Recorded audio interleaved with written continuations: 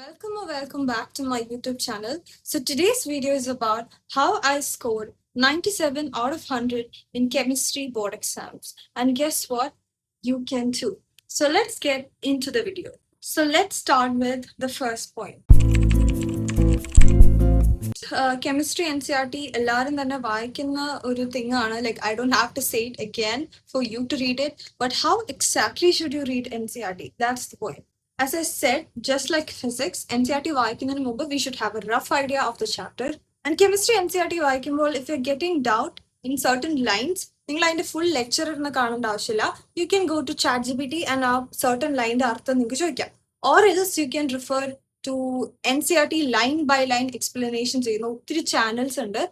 And especially എനിക്ക് തോന്നുന്നു entrance related channels ആണ് കൂടുതലും അത് ചെയ്യുന്നത്. So you can refer it to it. പക്ഷെ for chapters like DNF block, I think referring to NCRT line by line explanation in YouTube channel would be much helpful. കാരണം നമുക്കത് text direct ആയിട്ട് വായിച്ചാൽ മനസ്സിലാവില്ലാത്തൊരു chapter ആണ് DNF.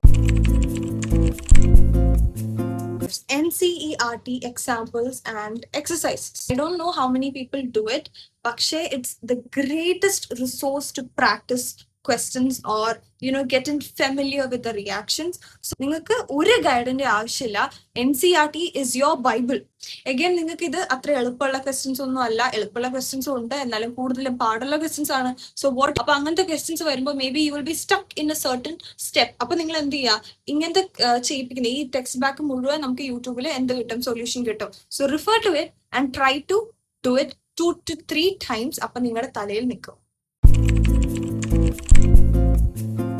Now, a very much important topic, how exactly to revise. I know a lot of people do this, and the thing is, നിങ്ങൾ first പഠിക്കുമ്പോൾ നിങ്ങൾ എന്താ ചെയ്യുന്നത്, you're gonna have a rough idea of the chapter. അതിനുശേഷം you're gonna read the NCRT, then you're gonna do the questions. പക്ഷെ ഇതെല്ലാം ചെയ്ത് കഴിഞ്ഞിട്ടും what's happening? മറന്നു പോവുക. It's very normal, especially for subject like chemistry. നിങ്ങൾ മറന്നു പോവാ എന്നുള്ളത്. And people get frustrated. അപ്പൊ അവരെന്ത് ചെയ്യും, ആദ്യമേ ഈ സ്റ്റെപ്സ് എല്ലാം ഒന്നോടെ ചെയ്യാൻ തുടങ്ങും. ദാറ്റ് ഇസ്, നമ്മൾ ആദ്യം ഒന്നും കൂടെ ഇരുന്നിട്ട് നമ്മുടെ ടെക്സ്റ്റ് ബുക്ക് വായിക്കുന്നു, ഒന്നും കൂടെ ഇരുന്ന് ലെക്ചേഴ്സ് കാണുന്നു. അതുകൊണ്ടൊന്നും ഉപയോഗം ഇല്ലെന്ന് ഞാൻ പറയുന്നില്ല. പക്ഷെ now you are gonna forget it again. And നിങ്ങളുടെ ഒത്തിരി ടൈം അവിടെ പോകുന്നുണ്ട്. നിങ്ങളുടെ എന്താ പറയുക, ക്വസ്റ്റ്യൻസ് ചെയ്യാനുള്ള ടൈമാണ് അവിടെ പോകുന്നത്. നിങ്ങൾക്ക് ക്വസ്റ്റ്യൻ പ്രാക്ടീസ് ഉണ്ടാവുന്നില്ല. So the way I use to revise is that നിങ്ങൾ ആദ്യം ഒരു 2 തവണ മാക്സിമം തിയറി തന്നെ പഠിക്കാനായിട്ട് ഇരിക്കുക, ഏത് NCRT വായിച്ചിട്ട്. അതിനുശേഷം നമ്മൾ പിന്നെ NCRT അങ്ങനെ വായിക്കാനിരിക്കുന്നില്ല. ഇനി 3rd ടൈം നമ്മൾ റിവൈസ് ചെയ്യുമ്പോൾ നമ്മൾ എന്താ ചെയ്യേണ്ടത്, ഒരു എക്സാം ഒക്കെ വരികയാണ്. അപ്പൊ നമ്മൾ എന്താ ചെയ്യേണ്ടത്, നമ്മൾ സ്കിം ചെയ്യുക. ലൈക്ക് ജസ്റ്റ് ഒരുമാതിരി എന്താ പറയാ, ഓക്കെ ദിസ് ഇസ് അങ്ങനെ നമ്മൾ വായിക്കില്ല, ചുമ്മാ ഇങ്ങനെ നോക്കി വിടാം. അപ്പൊ നിങ്ങൾക്ക് ഒന്നും തലയിൽ നിൽക്കുന്നുണ്ടാവില്ല. It's completely okay. അതിനുശേഷം now you are going to the text back exercises or text back examples എന്തെങ്കിലും ആവട്ടെ. അതിനുശേഷം നമ്മൾ എന്താ ചെയ്യുന്നത്, we are doing each and every question. അപ്പൊ നമുക്ക് ഓർമ്മയില്ലല്ലോ, പിന്നെ നമ്മൾ എങ്ങനെ ചെയ്യാനാ. പക്ഷെ നമ്മൾ എന്ത് ചെയ്യും, ഇപ്പൊ നമുക്കൊരു സർട്ടൻ സാധനം അറിയാം, ഓക്കെ ഇവിടെ റോസൻമണ്ട് ആണ് ഉപയോഗിക്കേണ്ടത്, പക്ഷെ റോസൻമണ്ട് എന്തായിരുന്നു മറന്നുപോയി. ഫ്ലിപ്പ് ചെയ്യുക, ആ പോർഷനിലേക്ക് പോവുക, അത് വായിക്കുക. Now you are doing the questions and you are revising it. നിങ്ങൾക്ക് നോക്കി ചെയ്യാം, ക്വസ്റ്റ്യൻസ് നോക്കി ചെയ്യുന്നതുകൊണ്ട് യാതൊരു വിഷയമില്ല. But we are revising it through questions. നമ്മളിങ്ങനെ മറിച്ച് കളിക്കുകയാണ്, നമ്മൾ ഒന്നും തന്നെ ചെയ്യുന്നില്ല. അപ്പൊ നമ്മളൊരു 20 ക്വസ്റ്റ്യൻസ് ഒക്കെ ചെയ്ത് കഴിയുമ്പോൾ നമുക്ക് എന്താവും, നമ്മൾ ഓൾമോസ്റ്റ് ടെക്സ്റ്റിലെ എല്ലാ പോർഷനിലേക്കൂടെയും പോയിട്ടുണ്ടാവും. പക്ഷെ we are doing it through questions. അപ്പൊ നമ്മൾ അതിന്റെ ആപ്ലിക്കേഷൻ പഠിക്കുകയാണ്. ഓരോ തവണ എക്സാം വരുമ്പോഴും ഒന്നും കൂടെ തിയറി പഠിക്കാൻ പോയി കഴിഞ്ഞു കഴിഞ്ഞാൽ കെമിസ്ട്രി പാടായിട്ട് തോന്നും, കാരണം നമുക്ക് തിയറി അറിയാൻ ക്വസ്റ്റ്യൻസ് ചെയ്യാൻ പറ്റുന്നില്ല. So you should never do this mistake.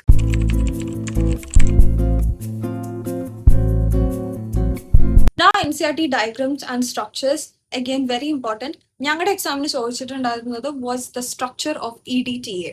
അപ്പൊ നമ്മൾ ആ ടെക്സ്റ്റ് നന്നായിട്ട് വായിച്ചു, തിയറി മുഴുവൻ അറിഞ്ഞു, പക്ഷെ ആ സ്ട്രക്ചർ എന്താന്ന് നോക്കാൻ മറന്നുപോയി, കഴിഞ്ഞില്ലേ.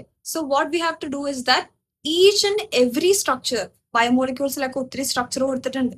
അതുപോലെ ഇപ്പൊ കോർഡിനേഷൻ കെമിസ്ട്രിയിൽ EDTA സ്ട്രക്ചർ, അങ്ങനത്തെ കുറച്ച് സാധനങ്ങൾ കൊടുത്തിട്ടുണ്ട്.